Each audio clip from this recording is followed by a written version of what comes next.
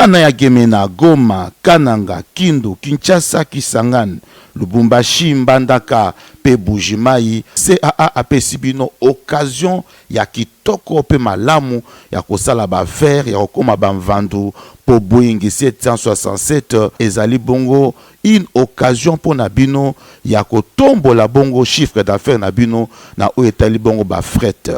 Avion na biso ya mwana ye tokosala na yango mosala moto abangisa moninga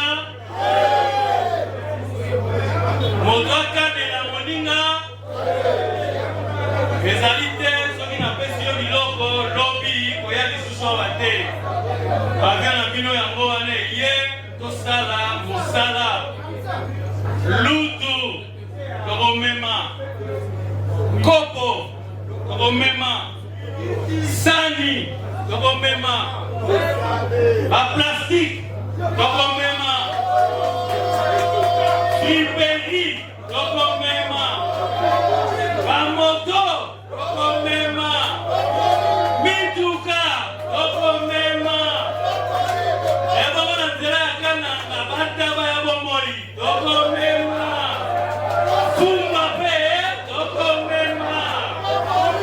CAA, véritable leader dans ma bataille à RDC, azali toujours dans souci à soutenir pe kotombola kitayamboka pe natina wanande Boeing 767 oyo et ye po na kopesa occasion na ba congolais nyonso surtout mingi ba o bazana ba agence ya fret basala musala malam bana mboka société na bino yango yo plus de 32 ans na service na bino pe azali ko continuer ko innover po na kopesa bino chance ya ko améliorer ba capacité pe ba chiffre d'affaires na bino. CAA azali véritable partenaire, plus de 32 ans au service de la nation. Bon début de mois d'octobre, na bino nyonso bolula kolanda journal ya peuple mbote. Na bino nyonso bozi occasion ya kolanda oyo ya mardi 1er octobre 2024 peuple to fongoli yango na ngaba présidence pona kotesa bino ndenge chef de l'état Félix Antoine Tshisekedi Tshilombo a clôturé journée na ya lundi 30 septembre na séance de travail oyo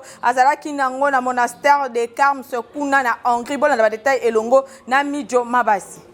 Chef de l'État Félix Antoine Tshisekedi a clôturé que journée à Mokolo ya lundi na séance ya travail na monastère ya Carmes na premier ministre pe chef ya exécutif hongrois Viktor Orban. Raconte Oyo ezalaki élargi na délégation ya bamboka mibale na terme ya activité premier ministre hongrois na président Tshisekedi ba animaki point de presse ezalaki occasion pour na Orban ya ko exprimer satisfaction na ye pe na ya mboka na ye nyonso. Pour l'accueil historique ya chef de l'État congolais, Premier ministre hongrois a réaffirmé détermination ya mboka na ye ya ko investir na République démocratique du Congo na secteur ya économie, ya agriculture, pe na ya infrastructure. A révélé que Hongrie a investir via ba entreprise na ye 6 millions de dollars américains na construction ya corridor logistique Zambie RDC. Orban a annoncé ouverture prochaine ya ambassade moko ya Hongrie na RDC. Na même occasion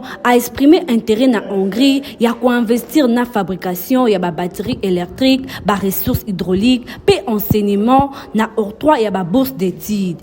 Na côté na ye, président Tshisekedi a exprimé gratitude na ye pour na accueil mémorable oyo basaleliye pe na délégation na ye. Chef de l'État a profité de l'occasion pour na ko évoquer agression ya RDC et pas ya Rwanda. Depuis Hongrie, chef de l'État Félix Antoine Tshisekedi Tshilombo a présenté que lundi 30 septembre hommage na famille à ancien basketteur professionnel congolais Mutombo Dikembe. Info Lingala Mobimba ils ont présenté par condoléances à la famille à le grand basketteur Mutombo Dikembe to poursuivre basangona biso na ngambo ya chambre basse ya parlement pour la côté Saminonenge président ya Assemblée nationale Vital Kamerhe ya komaki lundi 30 septembre na Abidjan pour na participer na cérémonie inaugurale ya deuxième session ordinaire ya Assemblée nationale ivoirienne. Bon na détail elongo na héritier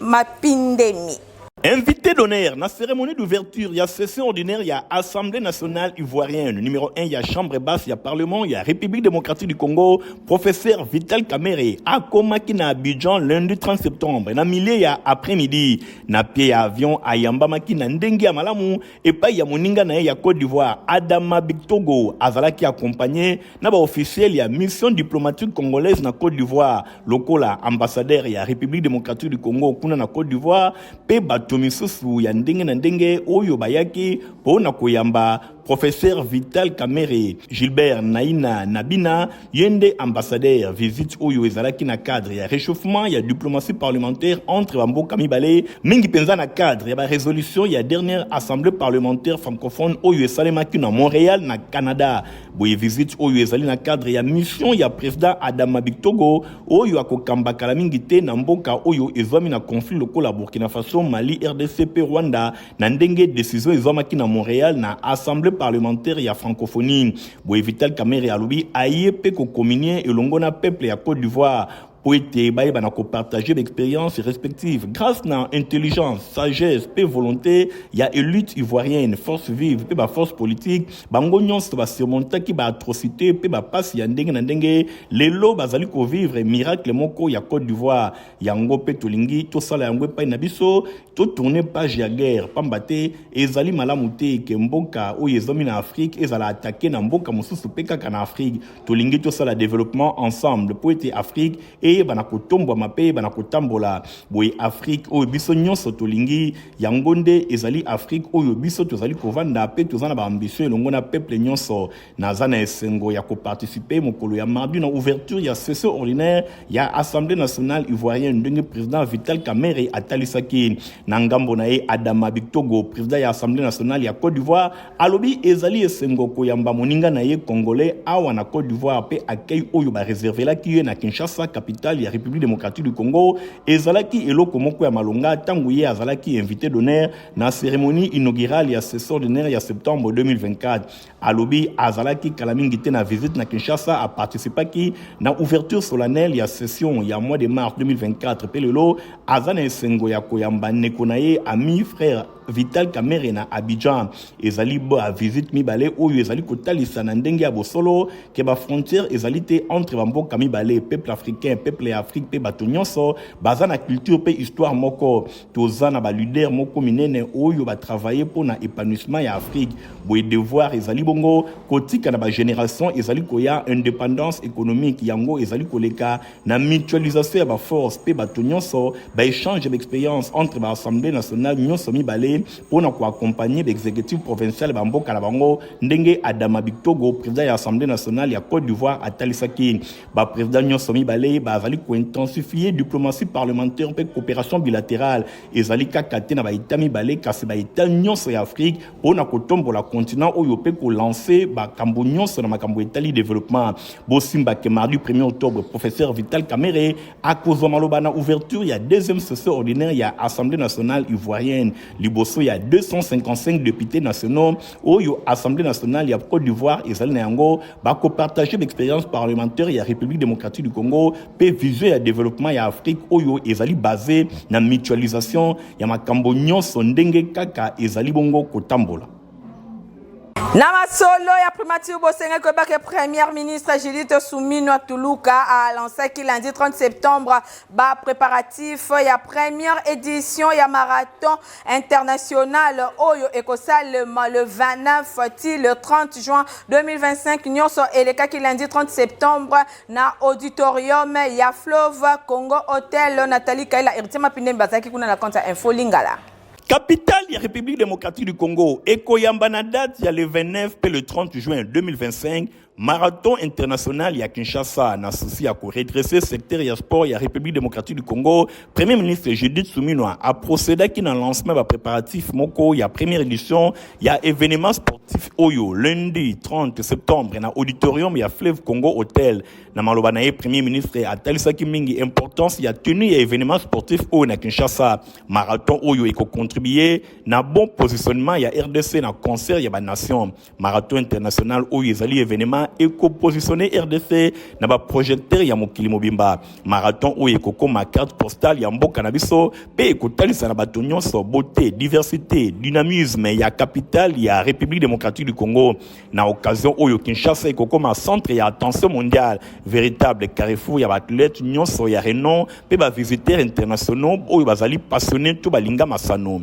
nyonso ezali bongo autour ya cause commune promotion ya sport pour le développement pe unité na koyamba événement oyo selon premier ministre tozali ko provoquer destin moko glorieux pour mboka na biso etelema ezali bongo prête ya ko conquérir avenir pe ambition et longona détermination RDC ezali mabele moko ya opportunité ba défi surtout ya ba légende à travers ba initiative lokola oyo ezali ko contribuer na écriture ya nouvelle page ya histoire page o ya prospérité unité pe ya réussite ndenge chef ya gouvernement atalisaki sport ezali levier important ya rayonnement ya mboka pe ya amélioration ya santé ya ba congolais gouvernement congolais azali ko accorder place moko ya choix na promotion ya sport pilier 4 ya programme d'action ya gouvernement PAG 2024-2025 na axe stratégique intitulé promotion ya sport lokola moko ya levier ya rayonnement ya mboka na biso République démocratique du Congo bosimbake na maloba ya premier ministre Judith Suminwa Atuluka atalisaki polele que sport en tant qu'instrument de développement eza na cœur ya vision ya développement na impulsion ya son excellence président Félix Tshisekedi Tshilombo vision oyo ezali bongo kokomisa Kinshasa capitale ya RDC boye base to ba siège de l'institution ezala cœur battant ya Afrique véritable locomotive pour na continent ezala esika oyo ezali ko privilégier mokili mobimba événement oyo ezali ko talisa entrée ya Kinshasa na nouvelle ère pour na jeunesse na biso pilier ya nation nyonso ezali ko talisa banzele ya kokolisa makambo ya ndenge na ndenge ministre ya sport et loisir Didier Budimbu atalisa ke marathon oyo eko marqué et bandeli ya véritable diplomatie sportive na RDC date ya le 30 juin ezali bongo date moko ya pamba te kasi ezali ko marquer lancement ya véritable diplomatie sportive na République démocratique du Congo bosimbake oyo ezali ko viser promotion pe développement ya ba talent na nzela ya sport bosimbake événement oyo ekosangisa ba courir ba kouta bisika na bisika na hauteur ya plus ou moins 15 000 participants oyo bazelami pour na ko relever défi ya endurance humaine. Nangambo Assemblée provinciale ya Kinshasa bosengeli koyeba ke bokolo ya lundi 30 septembre ne rentrée parlementaire na bango et salemaki boyeba ke Merlin Masamba Héritier Mapinda mbazaki kuna na compte ya Info Lingala.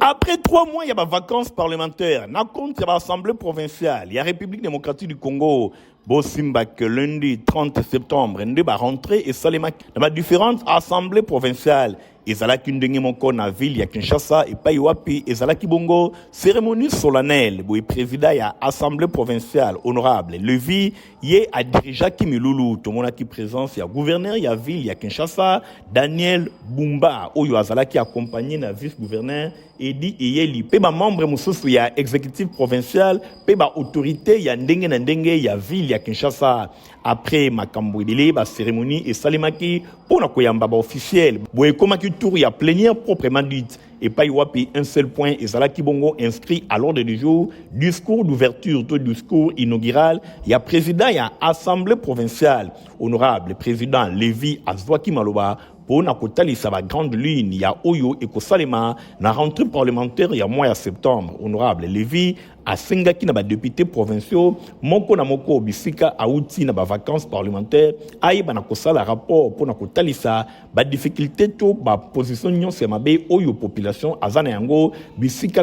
na ville ya Kinshasa alobelaki session en septembre ezali session moko budgétaire et pas wapi ba koyamba budget ya ville ya Kinshasa et pas ya gouverneur Daniel Bumba pe lisusu atalisaki makambo ya ndenge na ndenge contrôle parlementaire et kozala rigoureux pour na ko permettre ba membre ya exécutif provincial ba ba kosala mosala na ndenge ya malamu nyonso wana atalisaki pe boyokani oyo esengeli erigné entre exécutif provincial et longona assemblée provinciale afin que population ya ville ya Kinshasa ayeba na ko vivre ba ngonga moko ya malamu bosimba ke discours ya président Lévi ezalaki bien apprécié et pas ya ba député nyonso au total 34 oyo bazalaki présent na salle ya assemblée provinciale pour na cérémonie inaugurale ya session ya mois ya septembre 2024. Ancien basketteur professionnel congolais P-Star ya NBA Mutombo Dikembe azongisaki molimo na ye epai ya nkolo Nzambe mokola lundi 30 septembre 2024 nde natina wana rédaction ya info lingala esaleli bino biographie na ye na nzela ya mongongo ya Héritier Mapindemi.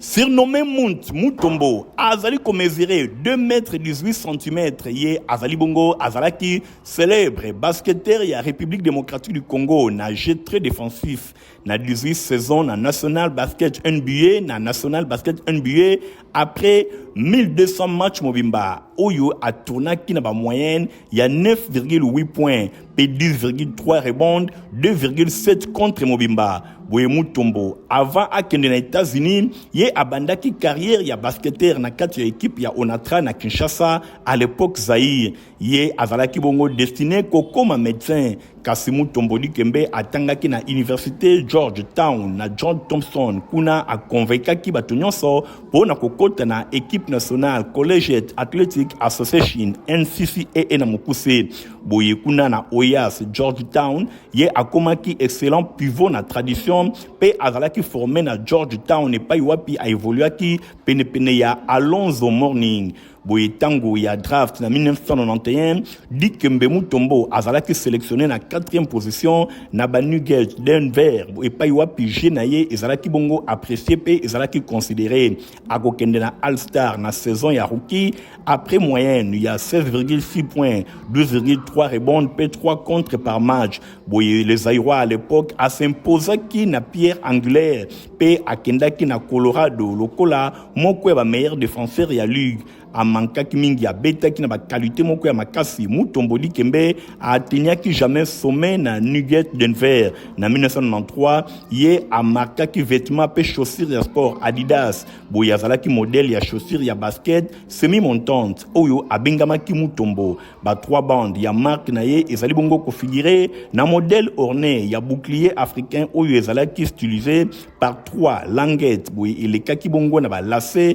pe plastique noir. Mutombo Dikembe na 1996 ye ako rejoindre AUK Atlanta et Paiwapi akobaki na ndenge ya malamu prouesse défensive na ye pe azalaki élu meilleur défenseur na bangonga ebele. Na février 2001 Mutombo Dikembe akokende na 76e meilleur ya Philadelphie et Paiwapi a participé pour la première fois na finale ya NBA oyo ba perdaki liboso ya Lakers ya Los Angeles pe akomaki ko exceller na défense na ba saison misusu elandaki Nasima akendaki na net ya New Jersey et Paiwapi alekisaki tango ebele na infirmerie. Ye asalaki passage pe lisusu na clinique ya New York et Paiwapi a transitaki na ville ya Chicago et Paiwapi a betaki match soki mokote akendaki na Rocket ya Aston na 2004 en tant que remplaçant ya Yao Ming. Azalaki associé na prédécesseur Patrick Ewing pe akomaki entraîneur assistant ba dirigeant ya club oyo ba kontaki mingi epai na ye pour na former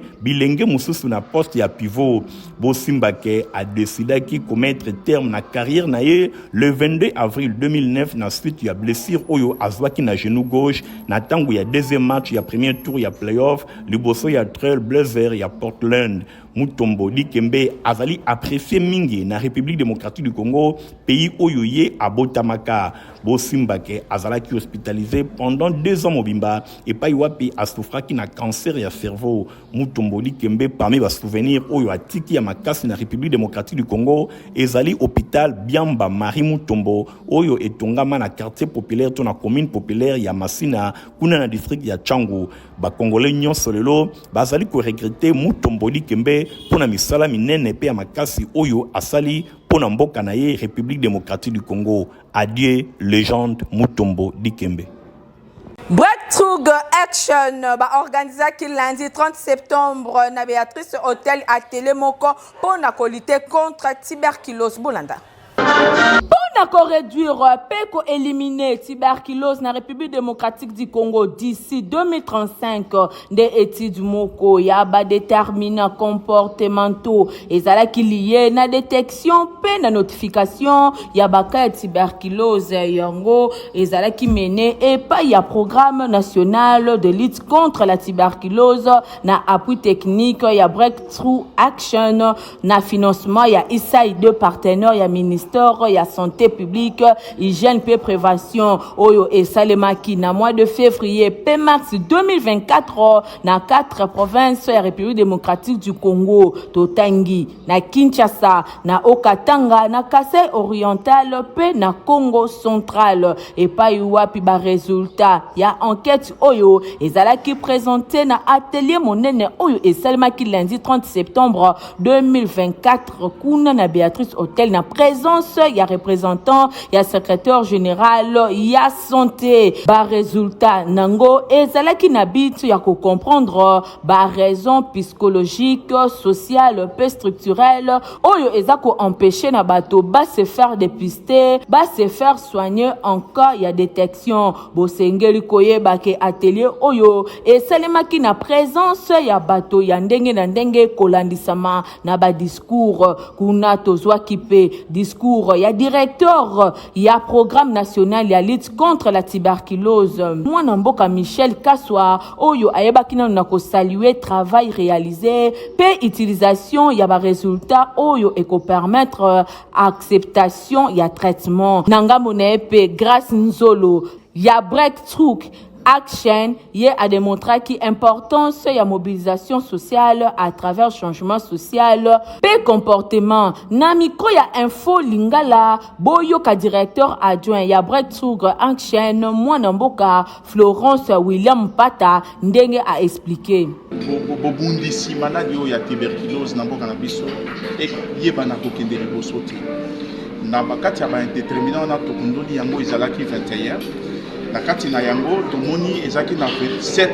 déterminants oyo ezali kotala makambo nyonso ya lutte contre tuberculose na mboka na biso na oyo etali boluki ya soin na ba bikolo ya mayematali dépistage to oluka oyeba maladi nini moto azobela ntango moto azosala kosokoso il faut ayeba nazobela eloko nini moto akei na l'hôpitalo et que bakuti azana bokono ya tuberculose il faut ayeba koyebisa bandeko baye to baninga oyo ya famille na bango ke nazali maladi eloko nini esalaka te bato balandela traitement te ntango azali obela bokono ya tuberculose. Bosengeli koyeba ke atelier oyo ezaki organisé na appui technique ya Breakthrough Action na financement ya USAID oyo efungwamaki pe ekangamaki epa ya représentant ya secrétaire général ya santé. Nous pouvons prendre une photo de famille juste. Pona bino nyonso bozana besoin ya ko voyager pona kokende kuna na state boyeba ke Cyber Café Eric ezawana pona bino na nzela ya DV loterie oyo ekobanda déjà du 2 octobre au 4 novembre 2024. Bona ba détail elongona Nathalie Kala Kapenda. Bana kitesa bana Brazzaville to memi no sango malamu surtout bino bato boribaka kokende États-Unis pona kokende kofanda to pe otobengi immigré aux États-Unis yebaki pona ne o DV loterie kobanda le 2 octobre okende ti le 5 novembre na yango yoka malamu pona bino batu nyonso bobetaka ba DV loterie na ba Cyber Eric to pe na ba agence Eric Travel pona ane oyo tobongiseli bino makambo malamu oyo kosepesa bino ane oyo kobeta DV loterie eza nango kaka ndenge tomesana kobeta na $5 mais bavantage ezali ebele et surtout ce que vous gagnez yeba yango prise en charge ezali ata ozana ndeko na États-Unis te biso tokosupporter tokopesa yo logement mais pona bino bato bofandi musika to bozali na Brazzaville to pe na ba province tolobi boyi ata ozali na Afrique musika na RDC okoki kobeta DV loterie tolobaki malamu ke DV loterie ane oyo eza possible obeta yango à distance na agence Eric Travel nyonso yeba yango pona ne oyo ata bato ya musika okozwa pe prise en charge pona bino bato boya obeta sur place boyeba ke na agence Eric Travel na période oyo tosalaka ti ba dimanche et surtout pona bino bato bo travaillaka topesi bino opportunité wana même ba dimanche boya kobeta DV loterie yeba ke ba agence Eric Travel et travaillaka à partir ya 8h ti nangonga ya 20h pour permettre bino boya kobeta ata outi musala moto moko surtout abangisa bino te soko sa ki pour enregistrement na agence Eric Travel eza nango mabete le kala ba date to pesa ki yo bino pe bato nyonso bosali pour enregistrement te tolobaki malamu soko sa ki pour enregistrement te ya kobeta DV loterie na yo eza ata na problème te muta bangisa yo te ato sala ki pour enregistrement te na lobi malamu ya kobeta DV loterie na yo na agence Eric Travel nde bongo biso tozoko continuer kotombela bino bonne chance d'avance. Merci. Révérend Prosper Kabangu moko ya ba pasteur oyo ba sungaka honorable Nerombu na losambo a consacraki ba sali na Nzambe dimanche 29 septembre na centre évangélique Nouvelle Alliance kuna na Lemba Salongo la Dilandu héritier Mapindemi ba pesi bino ba détail. Culte ya consécration, ya basal Nzambe, ya centre évangélique Nouvelle Alliance, Sénat na Mokuse et Kambamaka et pa ya révérend Prosper Kabangu, moko ya basal Nzambe, oyo bazwami na lisanga ya basal Nzambe, oyo basungaka honorable Nerombungu, fumabanga moyo tango nyonso na mabondeli. Pelisanga oyo ezali lokola ba conseil spirituel ya son excellence honorable Nerombungu nyonso esalemaki na occasion ya bokundoli milulu ya 5e anniversaire ya création ya etonga oyo bosimbake ezalaki na kati ya communauté des assemblées dédiées au Congo CADC na Mokuse to KDC membre ya église de Christ au Congo ECC ndenge moko révérend Kabangu alimbolaki na suka ya culte. Donc tozalaki na milulu ozalaki double événement liboso tozalaki nango tozana ko célébrer 5e anniversaire ya église Nabiso centre évangélique Nouvelle Alliance où tozali moko ya ba Assemblée de Dieu, c'est-à-dire KDC. Et puis na kati na célébration na nde ba recommandation ya Nzambe na consacré pasteur Yvette, le voilà pasteur kati na église et puis na consacré lui ancien oyo bazwi mokumba pona kokamba musala na Nzambe et puis na bulisi le président ya balai qui na vice-président na ye donc événement autre qui nango lelo nde yango na kati na église na biso.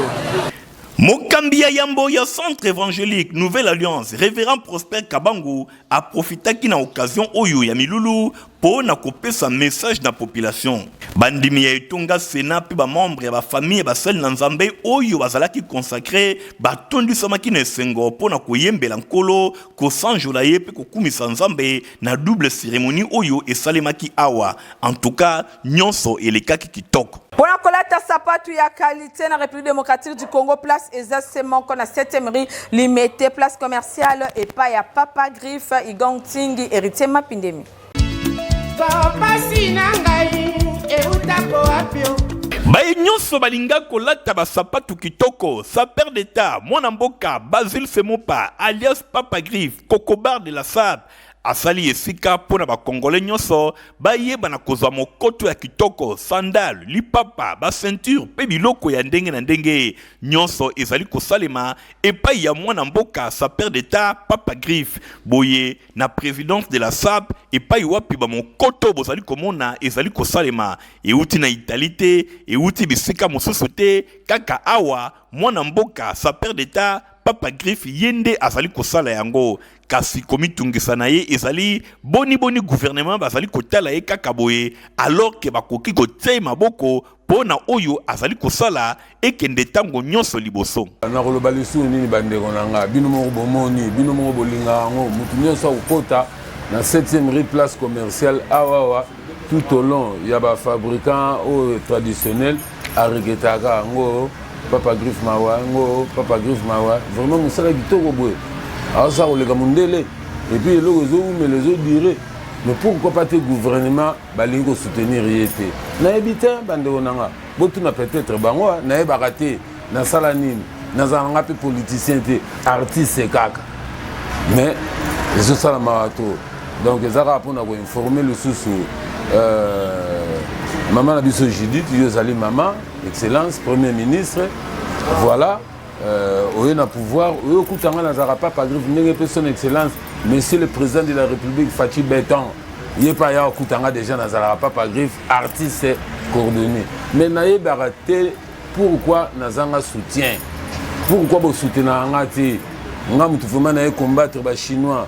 na combattre ba expatriés na combattre ba turcs pour que Congolais là te loka bien à faux prix et puis durable aux en manifestation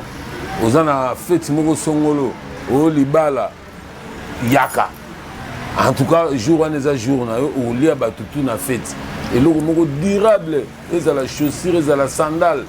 les à la ceinture les à la sac les à cordonnerie na maroquinerie attache sur les gars bolit lokola ilk oye na dimna lokola moro na dimna lokola moro ateza lokola moro na comme ça lokola ilk na comme ça mais pour na nini te na prendre jeunesse montante va se prendre en charge na transmettre bango la coordonnerie boninga na kufana ke na domaine nanga. Adresse ezali semoko na 7e rue Limité aux na petit boulevard Limité résidentiel et paiwapi basapatu ya kitoko ezali kosalema bana mboka bopesa confiance et pa yande konabino sa père d'état papa Grive pona kosomba biloko oyo ye azali koteka yangonde e kotombola mboka na biso pambate batu ya mayele pe batu ya créativité bazali. Et là, on est aussi la raté info lingala journal ya peuple pour la peuple ya mardi 1er octobre yango et comme il a su que peuple nazaki na SR makasi ya représenter les bino yango soki bo après ça qui yango bo pesa merci na Midjo Mabasi oyo akumbela ki édition na sima caméra tozala ki bon la Igor Tingi azala ki assister et pas ya Merline Masamba montage et Simba Maki na Fabrice Lundombi pe Christian Kangebe Niko Bakisa Francis Kanza loko ka journal la peuple pour la peuple za supervisé et pas ya héritier Mapine Mbandeko Boti Kalamalam. Au revoir. Bana ya Gemena, Goma, Kananga, Kindu, Kinshasa, Kisangani, Lubumbashi, Mbandaka, pe Bujimai, CAA apesibino occasion ya kitoko pe malamu ya kosala ba faire ya kokoma ba mvandu po Boeing 767 ezali bongo une occasion pour Nabino ya kotombola bongo chiffre d'affaires Nabino na o etali bongo ba fret. Avion na biso ya mwana eye tokosala na yango mosala moto abangisa moninga moto akadela moninga ezali te soki napesi yo biloko lobi koya lisusu awa te avion na bino yango wana eye tosala mosala lutu tokomema kopo tokomema